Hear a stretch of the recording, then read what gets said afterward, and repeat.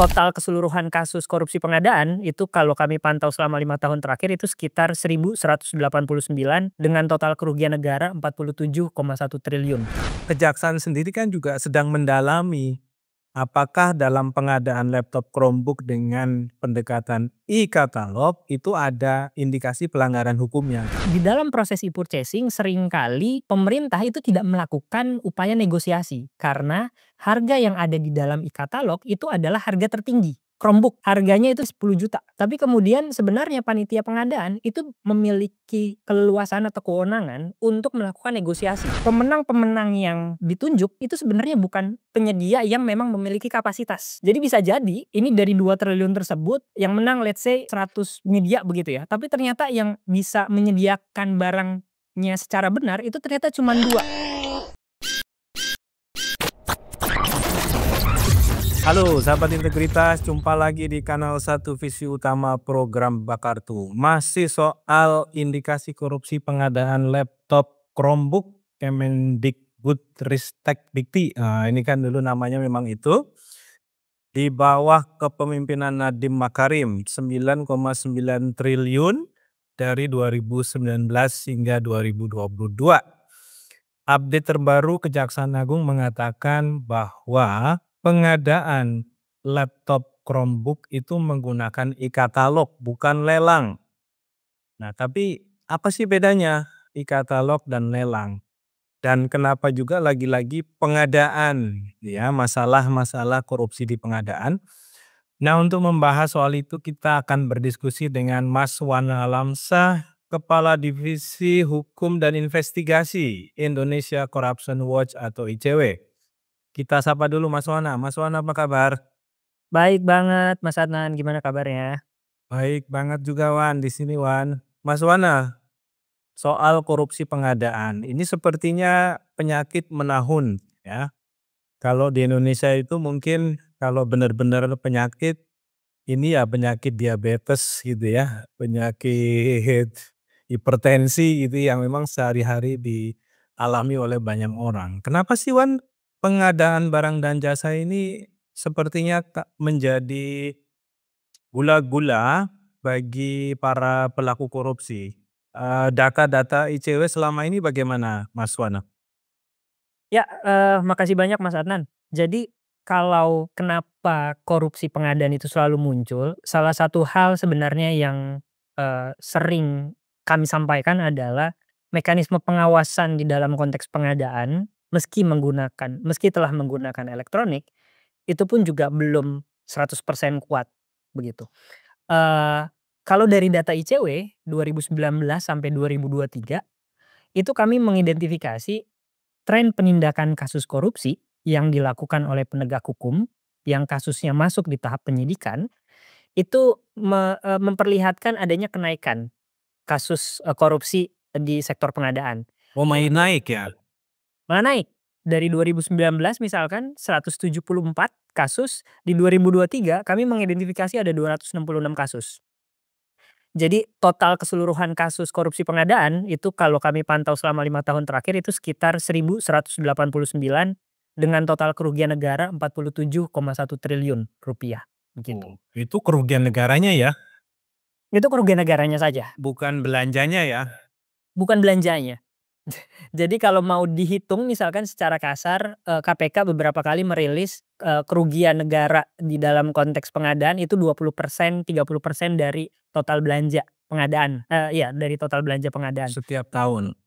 Setiap tahunnya, jadi bisa bisa diperkirakan tuh berapa nilai belanja pengadaan untuk, setiap tahunnya begitu yang kemudian itu berpotensi untuk dikorupsi, gitu. Nah, kemudian yang menarik juga sebenarnya di dalam konteks pengadaan, modus-modus yang sering kali muncul, itu adalah modus-modus yang, eee, dalam tanda kutip begitu ya, usang atau sebenarnya selalu digunakan oleh para pelaku korupsi. Klasik lah Misalkan ya. modus-modusnya sangat klasik begitu ya.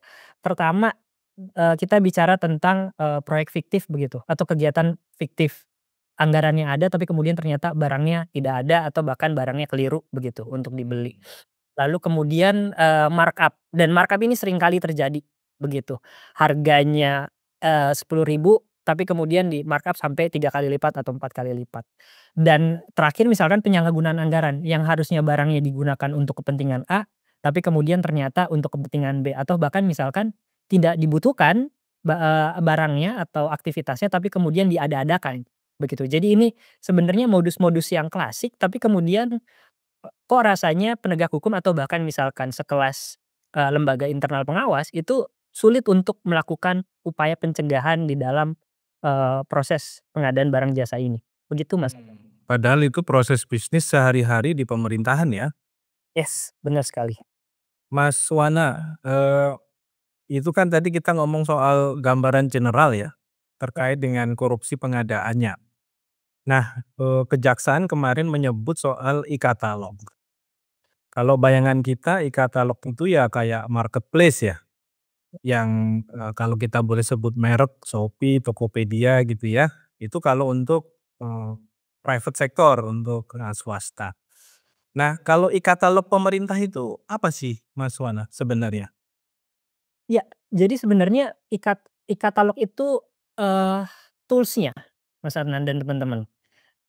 Metodenya itu adalah e-purchasing, pembelian secara elektronik, gitu. Jadi di dalam Oke. pengadaan, itu ada berbagai macam metode. Biasanya kita selalu mendengar istilah tender atau, penunjukan langsung, pengadaan langsung, tapi kemudian ada satu metode namanya e-purchasing, satu pembelian secara elektronik, kanalnya itu di katalog elektronik, begitu. Nah, kenapa muncul, metode tersebut? Asumsinya atau idealnya atau bayangannya, imajinasinya adalah agar mengurangi tindak pidana korupsi dulu. Tujuannya itu dulu ya? Tujuannya itu, sebenarnya tujuannya sangat mulia begitu ya, untuk menekan angka korupsi. Mmm. Tapi kemudian ternyata penggunaan teknologi seperti yang tadi aku sampaikan di awal, penggunaan teknologi ternyata tidak serta-merta juga, menjadi apa namanya, peluru ampuh begitu ya, untuk, memberantas korupsi. Ketika misalkan mekanisme atau sistem, dalam prosesnya itu tidak diperbaiki secara holistik, begitu. Jadi kalau seandainya mendengar beberapa, salah satu pejabat publik misalkan kalau bisa aku sebut, Pak Luhut Binsar Panjaitan, dia kan selalu bilang dan selalu menegaskan bahwa digitalisasi dapat mengurangi korupsi begitu. Tapi kemudian ketika kami melakukan pemantauan, ICW melakukan pemantauan, rasanya itu bukan menjadi hal yang, eee, Otomatis ya? otomatis begitu. Ya, dia bukanlah panacea yang begitu diterapkan langsung hilang korupsinya. Benar, Mmm. sepakat. Ada banyak faktor. Nah, oleh karena itu kita ingin memperdalam nih ya, tadi Mas Wana sudah menjelaskan sedikit soal e-katalog. Jadi kalau ada judul ya, sebuah berita, pengadaan laptop Chromebook menggunakan e-katalog, tidak ada lelang ya memang ya, berarti ya. Karena itu salah satu saja pilihan-pilihan metode pemilihan barang ya atau jasa. Oke, justru yang harus didalami oleh kejaksaan di dalam penggunaan model e-katalog yang pembeliannya itu menggunakan e-purchasing gitu ya. Itu ada gejala-gejala masuk angin nggak? Masalah-masalah yang, dianggap merupakan bagian dari indikasi tindak pidana korupsinya. Nah, kalau dari catatan ICW sendiri Mas Wana, bagaimanapun e-katalog ini kan pendekatan baru.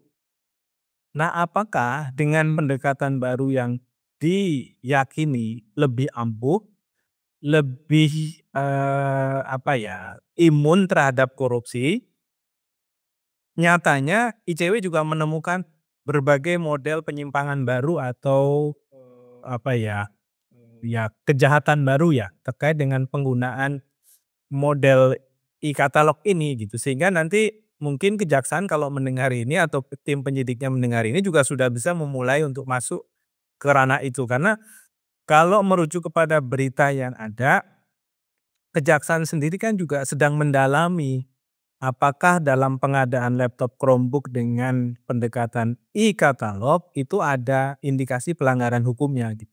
Kira-kira bagaimana Mas Wan? Ya, sebelum masuk ke pertanyaan tersebut Mas Adnan, aku mau juga menjelaskan sedikit sebenarnya di dalam beberapa kasus pengadaan, apa itu metodenya, yang menjadi persoalan kenapa korupsi itu terjadi adalah di dalam proses perencanaan, begitu. Jadi sebenarnya ketika penegak hukum menemukan indikasi korupsi di proses pelaksanaan, itu bisa diurut kembali hingga ke proses perencanaan. Pertama misalkan, apakah pengadaan yang dilakukan sudah sesuai kebutuhan atau belum? Lalu kemudian ada, apakah harga perkiraan sendiri atau dokumen untuk, eee, menyusun harga begitu, apakah sudah susun secara benar atau tidak, begitu ya. Nah, di dalam konteks, e-purchasing atau e-katalog itu sebenarnya modusnya itu tidak berbeda jauh. Tapi kemudian yang menarik kalau ICW pantau dari beberapa tahun terakhir adalah memang ada kecenderungan modus baru yang, terlihat begitu. Tahun 2023 ICW mengeluarkan satu kajian singkat mengenai potensi kecurangan di dalam metode e-purchasing.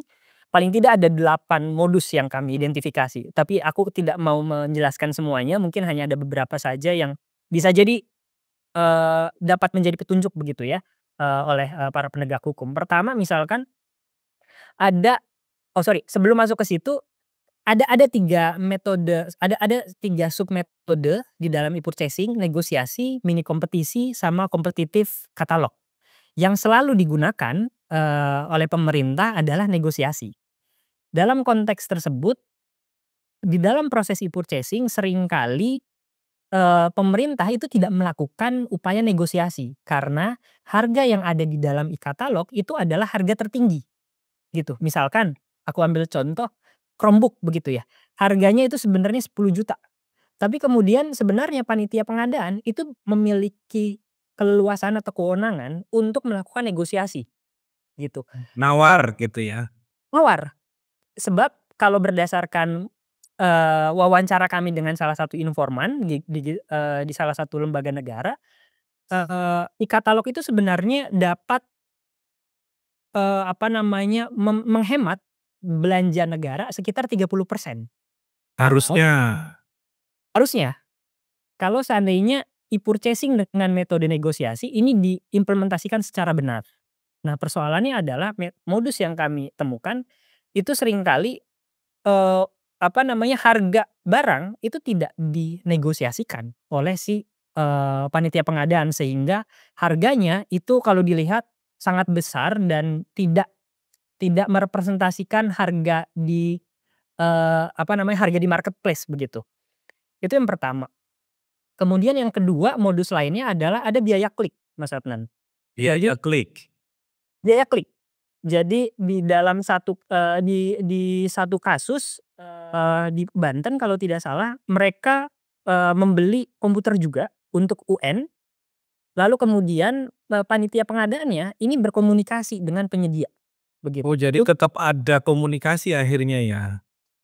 Bener, akhirnya tetap ada komunikasi karena tadi, mekanisme komunikasinya itu tidak disistematisasikan gitu, tidak masuk di dalam sistem sehingga akan sulit dilakukan audit begitu ya ketika ada. Oh, kalau di Tokopedia atau Shopee kan kita bisa ngechat penjualnya ya? Nah, Dan itu ada kanalnya ya, dan bisa ada historinya, bisa direkam, dan semuanya terdata ya di dalam sistem. Kalau di katalog pemerintah nggak ada ini ya? Jadi tidak ada chat-nya tetap offline? offline begitu. Jadi ini yang juga menjadi salah satu, persoalan karena ketika ada, interaksi antara penyedia dan panitia pengadaan, itu kemudian muncul kong kali kong, gitu. Kong kali kongnya adalah ketika barang yang mau dipilih oleh kami, sebagai panitia pengadaan, maka berikan kami komisi, begitu. Komisinya 5 sampai 10% gitu. Jadi tetap sebenarnya ada komisi yang diberikan meski menggunakan e-purchasing gitu, e-katalog. Jadi kalau sudah dijanjikan komisi baru diklik tuh ya, Bener, di tombolnya itu, tombol belanjanya. pokoknya belanja ya benar. Kalau istilah kata sekarang kan check out gitu ya, anak-anak muda saya Iya, ya langsung di check betul. out gitu. Iya, iya, iya. Kan kalau lagi-lagi kita rujuk ke marketplace itu ada 2 tombol, keranjang atau langsung beli gitu ya. Nah, itu kalau mau klik komisi dulu dong gitu. Bener bener. Oke, siap. Nah, Sama satu lagi yang juga menarik adalah, ada 2 hal lagi yang menarik. Pertama, jadi sebelum barangnya diklik, si panitia pengadaan itu interaksi dulu dengan penyedia untuk memasukkan barangnya ke e-katalog, gitu. Oh. Lalu kemudian barangnya pilih, setelah itu barang tersebut itu tidak pernah dibeli lagi oleh pemerintah manapun. Cuma sekali aja. Sekali doang, Nah, gitu. setelah itu tokonya tutup.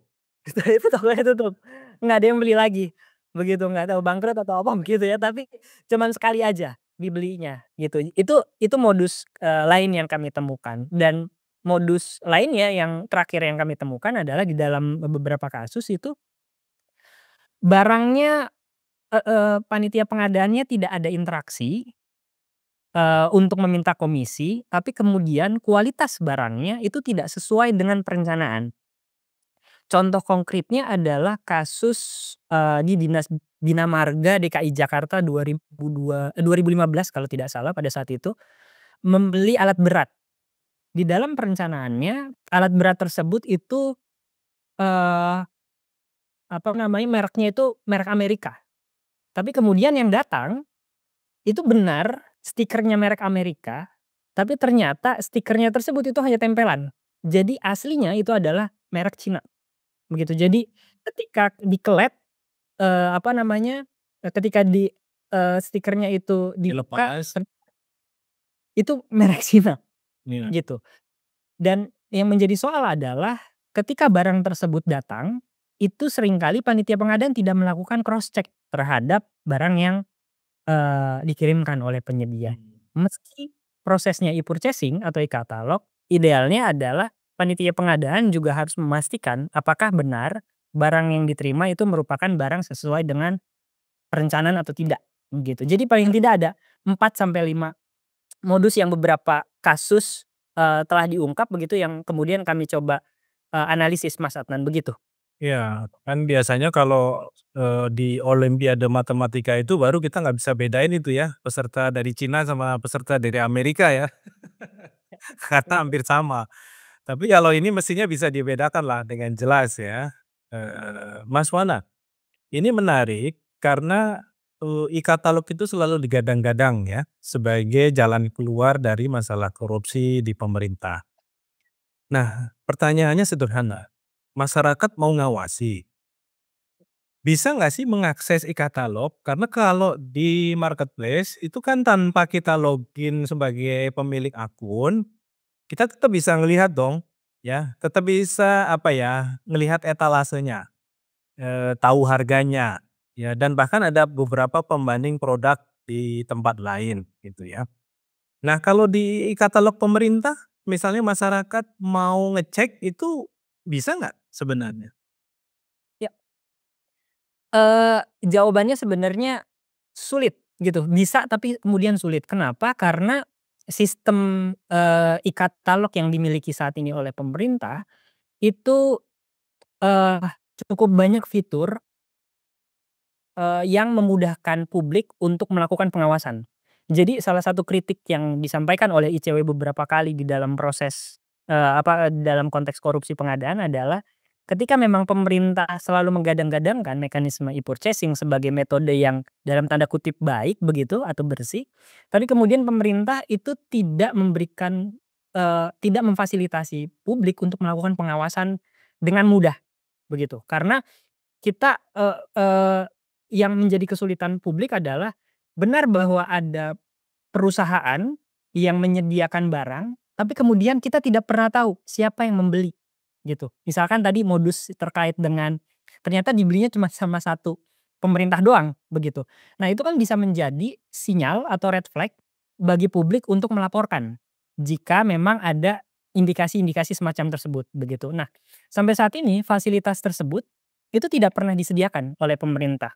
Hmm. Pun disediakan, kita bisa melihat transaksi yang sangat besar, yang sangat banyak begitu datanya dan itu pun juga cukup lama, kita memahami bahwa, oh ternyata pemerintah X itu membeli dari penyedia A dengan kuantitas sekian, begitu. Tapi itu di hutan data yang hutan belantara, hutan data yang sangat banyak begitu ya, sehingga memang salah satu dorongan dan desakan yang selalu kami sampaikan ketika bicara tentang e-purchasing adalah berikan atau fasilitasi masyarakat untuk melakukan pengawasan, publik begitu. Karena dengan cara semacam itu, kita sudah bisa berpindah, pengawasannya. Karena kan sebelum-sebelumnya publik selalu mengawasi, eee, lelang begitu ya, tender pengadaan begitu yang sebenarnya sekarang juga cukup mudah. Tapi di lain sisi, ada kecenderungan pemerintah sekarang mengalihkan sebagian belanja publiknya untuk masuk ke metode e-purchasing. Yang mana kami khawatir ini metode e-purchasing sebenarnya juga dijadikan sebagai, eee, metode untuk melakukan perbuatan curang, yang sulit untuk dideteksi oleh publik begitu. Oleh sebab itu, harapannya LKPP sebagai lembaga, kebijakan begitu terkait dengan pengadaan, itu dapat memberikan fasilitas bagi publik untuk melakukan pengawasan dan juga pemantauan terhadap transaksi-transaksi yang patut diduga mencurigakan di e-katalog begitu, Mas Ethan. Mas Wana terakhir, dalam kasus yang sedang diusut kejaksaan itu kan nilainya besar ya, 9,9 triliun taruhlah untuk 4 tahun, masing-masing kita patok pokok rata 2 triliunan gitu ya. Itu masuk akal nggak sih pengadaannya di e-katalog, Mas Wana? Karena kalau nilainya segede itu, penyediaannya bagaimana ya? Kalau di e-katalog swasta atau di marketplace kan kita juga paham lah ya, mereka paling, punya kapasitas cuma sekian sekian sekian gitu ya. Barang tersedia itu kan ada datanya juga gitu. Ya misalnya barang tinggal 5 unit, barang tinggal 1.000 unit kayak gitu. Nah kalau 2 triliun itu kan banyak banget. Bener. Itu gimana Mas Wana merasionalisasi?